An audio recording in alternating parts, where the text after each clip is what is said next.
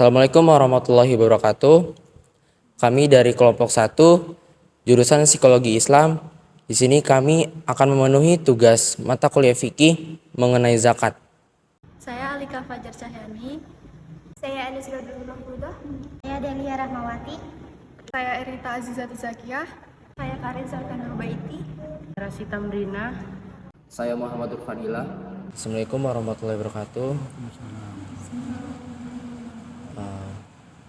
Izin Bapak, kami dari mahasiswa UIN semester 1 jurusan Psikologi Islam. Dari kelompok 3 kebetulan kami mendapatkan tugas dari dosen mata kuliah fikih untuk mewawancarai tentang zakat di masjid-masjid, dan kebetulan kami mewawancarainya di Masjid Baitur Rahim di daerah Korpri. Mungkin izin menanya tentang beberapa hal mengenai zakat. Gak apa-apa ya Pak? Ya. Mungkin bisa dipersilakan nanya yang pertama.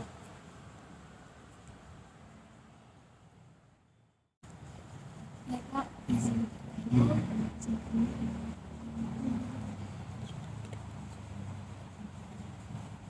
Apa saja sih bentuk zakat yang diterima di masjid ini?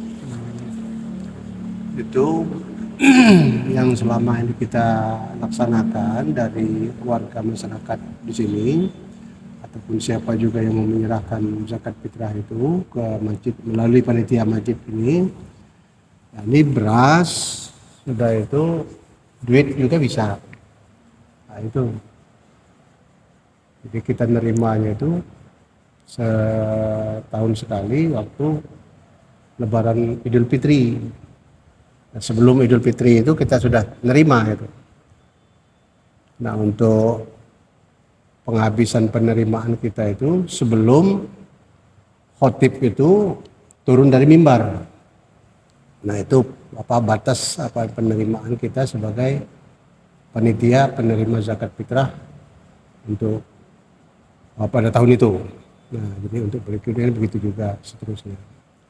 Nah, untuk ukuran duit itu harga beras yang kita makan. Soalnya kita ini kan macam-macam yang kita makan, seperti ada yang harga 4.000 mungkin per kilo, ada yang harga 5.000, ada yang harga 10.000, kan macam-macam sesuai dengan dia makan.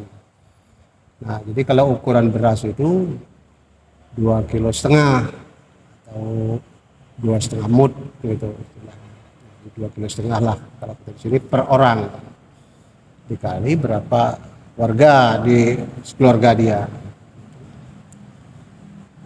Setelah dia selesai, artinya untuk zakat fitrah beras umpamanya dia nggak pakai duit lagi, kecuali kalau umpamanya dia ini selain dari zakat fitrah itu ada juga zakat mal. Umpamanya seperti dia punya harta kekayaan yang sudah sampai waktunya untuk bayar nisabnya, dia harus keluarkan berapa persen, 2,5% dari harta kekayaan dia. Nah, itu juga kita terima itu. Nah, untuk penyalurannya, nah termasuk ini juga kita terima juga infak sedekah.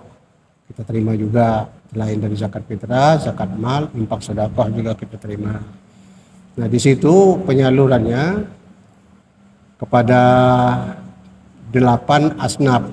8 asnaf itu paling-paling berapa asnaf lah yang masih ada sekarang ini, seperti perbudakan atau budak itu memang nggak ada lagi kalau sekarang ini.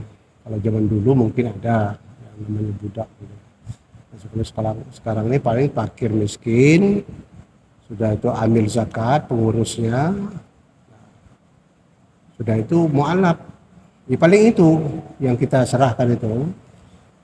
Itu masuk anak yatim piatu ini kan ini istilahnya masuk dia ke fakir miskin. Miskinnya miskin seperti apa, fakirnya itu seperti apa. Fakir itu kan orang sudah nggak mampu lah, sudah tua lah, sudah lanjut usia, sudah nggak bisa apa-apa.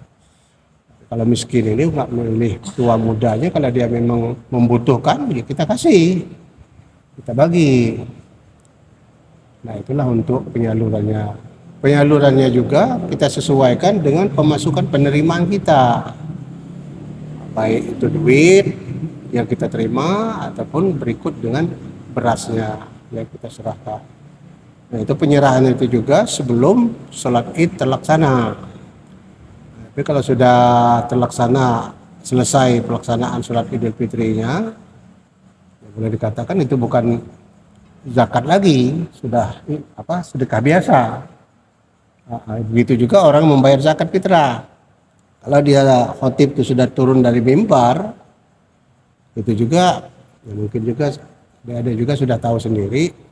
Untuk lebih jelasnya, artinya dia bukan zakat fitrah atau zakat lagi, bukan zakat, termasuk zakat fitrah lagi bukan, melainkan sudah sedekah biasa itu.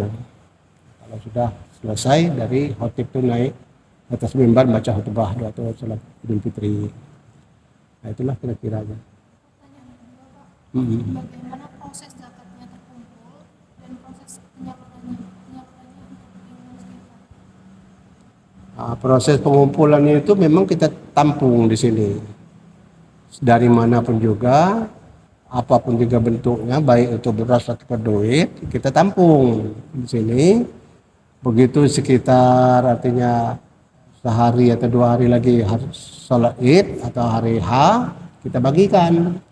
Nah, untuk pembagian itu nanti kita ngambil data-datanya itu dari pamong setempat. Nah, seperti kita di sini ini melalui RT. Dari RT, kelurahan, yang RT-RT-nya kan tahu dia bahwa artinya ini berhak menerima, ini fakir, ini miskin, nah ini mu'alaf, kira-kiranya mereka tahu warganya. Nah, dari situlah kita minta data dari RT-RT itu, baru kita tampung. Sudah itu yang bagian kita sebagai penyalur atau amil zakat ini nanti membagikan. Nah, nanti terserah apa dia melalui kupon umpamanya. Kita serahkan kembali ke RT-nya masing-masing, bagikan ke warganya. Dan nanti mereka tuh nanti datang sendiri ke sini ngambil zakat fitrahnya yang diterima mereka. Nah, kalau untuk kupon itu biasanya per tahunnya itu tembus berapa kupon, Pak? Kalau kupon itu, kalau sekarang ini sudah nggak seberapa ini lagi lah, paling-paling sekitar, kalau di warga Korpri ini, ya bukan termasuk orang semua Korpri yang terima, sewarga Korpri ini bukan, melainkan mereka ini kan ada pembantu, maafnya ngomong itu, ataupun ada yang orang numpang, umpamanya seperti kira-kira seperti itulah. Baik numpang untuk kontrak, nyewa, atau memang numpang betul di situ. Nah, itu yang kita kasih itu. Kalau yang warga-warganya sudah punya mobil segala macam, mereka juga nggak mau menerimanya. Nah, di situ sekitar 300-400 kupon itu ada lah. Setiap tahun kita serahkan, kita bagikan. Nah, di situ dari berasnya sekian kilo sampai ke duitnya sekian puluh ribu. Kita ngelihat di keadaan kemampuan zakat yang kumpul dan juga warga yang harus kita bagi. Nah, termasuk itu juga seperti yayasan-yayasan. Yayasan kita di Lampung ini banyak, seperti tunanetra, panti pijat, segala macam itu, pesantren-pesantren. Itu nerima lah mereka tuh. Jadi proposal mereka tuh masuk. Kira-kira seminggu mau Lebaran itu sudah masuk itu. Nah, nanti kira-kira besok atau lusa itu mau Lebaran, mereka udah ngambil dari sini, dari panitia ambil zakat. Nah, itu untuk penerimaannya, penampungannya, dan penyalurannya ke situ.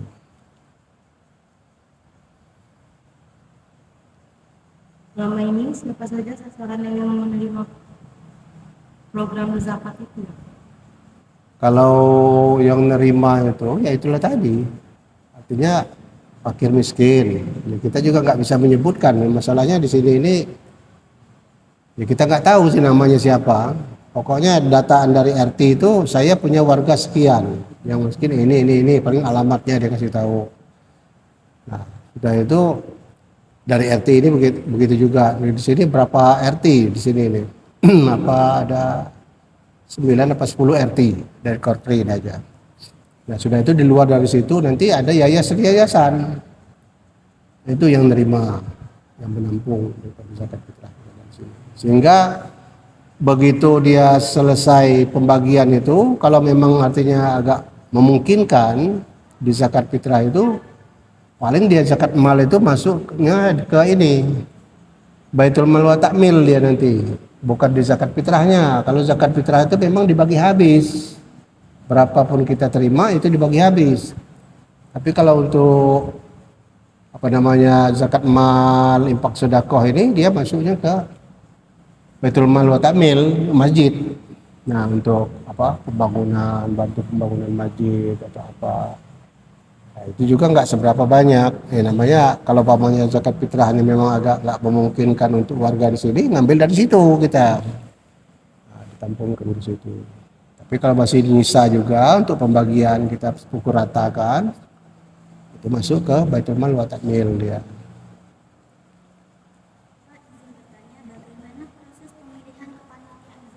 Oh, itu. Untuk kepanitiaan ini kita sebelum pertengahan puasa lah, itu di situ kita mengadakan rapat kepengurusan dengan pengurus-pengurus yang sudah ada sesuai dengan di struktur yang sudah ada. Nanti kan dipilih di situ. Nah, siapa yang lapang waktu, yang punya waktu, dan juga dia sedikit banyak sudah ada berpengalaman di bidang itu. Itu sudah duduknya masing-masing nanti dibantu dengan pamong-pamong di sekitar kita di sini seperti RT itu. Nah, kalau dulu itu memang kita sendiri yang ngedata warga-warga di sini. Nah, tapi kita punya kesimpulan bahwa artinya RT-RT ini mengambil kebijakan bahwa ya sudahlah, nggak usah panitia dari masjid, biarlah kami yang tahu persis warga kami di sini. Ya sudah, itu kerjasamanya. Untuk pendataan, untuk pembentukan panitianya. Ya panitia itu juga nggak banyak sih, paling bagian penerimanya itu kira-kira 3-4 orang. Bagian penyalur itu juga paling dia itu menampung dari RT itulah paling berapa orang, paling 10, 11, 12 orang lah yang sebagian panitia gitu. Itu untuk ininya panitianya, pembentukannya seperti itu.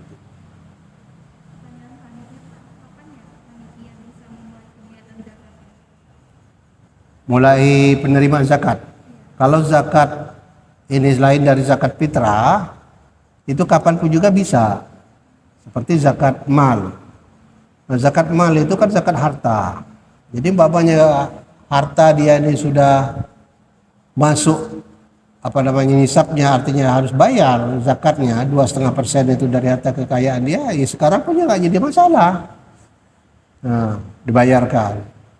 Nah, sudah itu kalau bapaknya zakat fitrah memang dia waktu terjadinya itu artinya di bulan Ramadan. Nah, selain dari bulan Ramadan bukan zakat fitrah namanya. Tapi zakat mal atau infak sedekah atau boleh itu di luar daripada bulan Ramadan. Penerimaan zakat itu kan 2-3 macam. Zakat mal, zakat harta itu. Sudah itu zakat fitrah. Berarti termasuk yang di samping kita itu ya Pak, yang ATM beras mungkin bisa disebut sedekah mungkin ya Pak? Ya ini sedekah ini dari ATM BRI. Ngambil setiap tahunnya itu 50 warga, 50 jiwa ada per tahun. Ini baru tahun inilah yang terjadi. Mungkin belum ada semua masjid, mungkin belum ada. Baru inilah yang ada, mungkin yang lain-lain udah ada. Yang ini yang sudah finalisasi di sini. Masjid yang lain-lain kan belum ada. Jadi untuk satu jiwanya itu dalam 50 jiwa yang didata mereka itu paling 2,5 kilo lah yang dapat. Punya kartu ATM itu, ATM beras namanya. Jadi setiap hari Minggu pagi pengambilan di sini. 50 orang. Jadi nanti ganti tahun lagi, sudah setahun genap nanti ininya, jangkanya ini nanti ganti lagi mungkin programnya dari ATM ini beras. Nggak tahu, kita belum ketahuan gimana caranya sistemnya. Kalau ini sudah berjalan 3 minggu sampai sebulan lah. Tiap hari minggu pagi mengambil.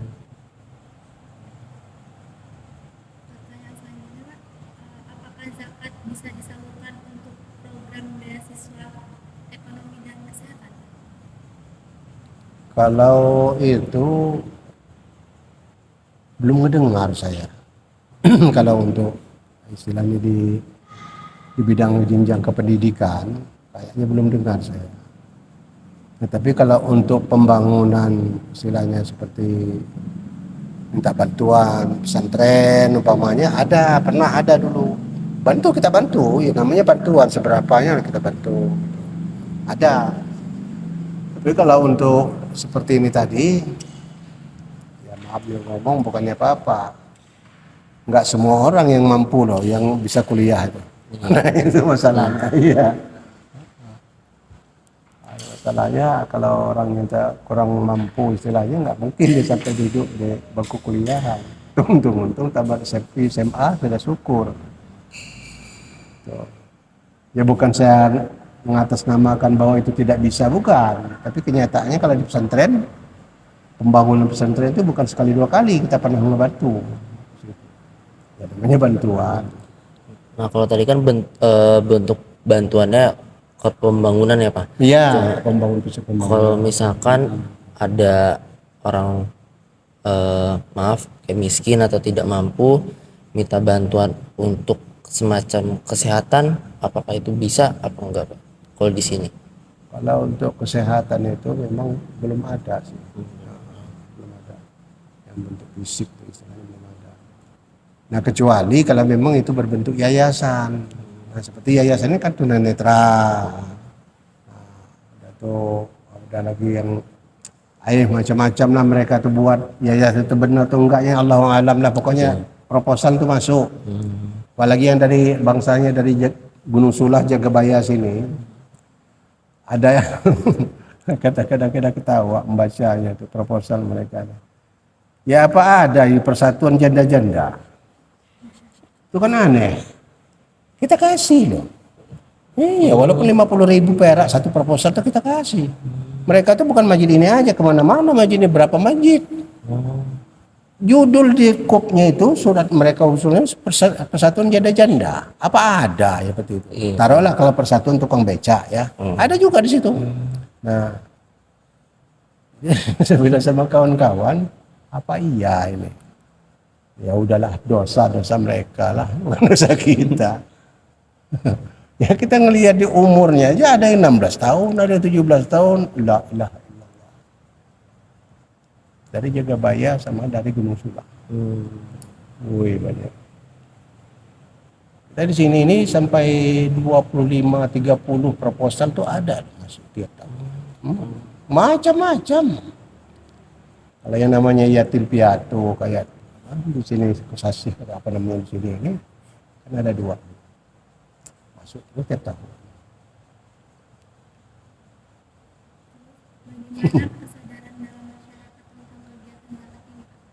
Alhamdulillah tiap tahun itu ada peningkatan kesadaran mereka. Ya soalnya saya tuh berkecimpung di sini ini mengenai salah satu pengurusan zakat fitrah itu saya dari tahun 98-99 itu saya sudah jadi panitia di sini. Nah, karena saya pindah di Korpri ini tahun 96. Nah, jadi sampai tahun ini akhirnya berkecimpung di sini. Saya banding-bandingkan dari tahun 2010 ke bawah tadinya. Memang dibandingkan dengan sekarang ini sudah cukup ini meningkat gitu. Tadinya paling-paling kira istilahnya kalau beras, hitungan beras itu sekitar 2-3 kuintal. Nah ada pernah sampai kita berapa tahun yang lalu hampir mendekati 1 ton. Nah, itu kan ada peningkatan berarti. Nah, duit itu begitu juga. Tadinya sekitar 45 juta. Nah itu juga sampai 50 juta. Kadang-kadang sudah 75 jutaan. Ya kendalanya itu ya mungkin salah satunya kesadaran daripada masyarakat yang di sini ingin artinya mengeluarkan kewajibannya, dan juga ada juga tidak kalah kepentingannya juga ketransparannya pengurusnya, kejujuran pengurusnya itu bisa juga terpengaruh itu. Nah, jadi dari situ juga berpengaruh juga. Makanya kalau kita itu begitu selesai besoknya sholat Id kan ada laporan di situ. Jadi ketua takmir ini mengumumkan nanti hasil penerimaan zakat fitrah tahun ini berupa duit sekian, berupa beras sekian kuintal, dari emal sekian, sudah itu zakat fitrah sekian. Disalurkan kepada fakir miskin di warga kita sekitar sini sekian ratus orang, di yayasan sekian puluh orang. Nah sudah itu termasuk ke panitia amil zakat, sehingga baik itu lebih ataupun dia kurang nanti kan dikasih tahu ya, masuk ke umpamanya lebih ke baitul mal wa takmil. Udah, jadi orang nggak bertanya-tanya mau kemana tuh duit tuh, diapain tuh duit tuh. Nah dari situ juga mempengaruhi loh, mengurangi nilai banyak masjid lain tempat beli zakat fitrah. Ya alhamdulillah di sini ini meningkat tiap tahun. Saudara-saudara. Mungkin itu saja Pak Oh, iya. pertanyaan Iya. atau tentang mewawancari tentang zakat. Kami sebagai mahasiswa program studi psikologi Islam kelompok 3 terima kasih atas informasi dan ilmunya dari Bapak. Semoga semua ada hikmahnya dan ada Insyaallah. pembelajarannya. Amin amin. Ya, terima kasih Bapak Iya, atas baik. waktunya. Ya, ya. Mungkin kita tutup aja, kurang lebihnya mohon maaf. Assalamualaikum warahmatullahi wabarakatuh. Waalaikumsalam warahmatullahi. Sekian hasil wawancara kami mengenai zakat di Masjid Baitur Rahim daerah Korpri. Kami akhiri, kurang lebih mohon maaf. Wassalamualaikum warahmatullahi wabarakatuh.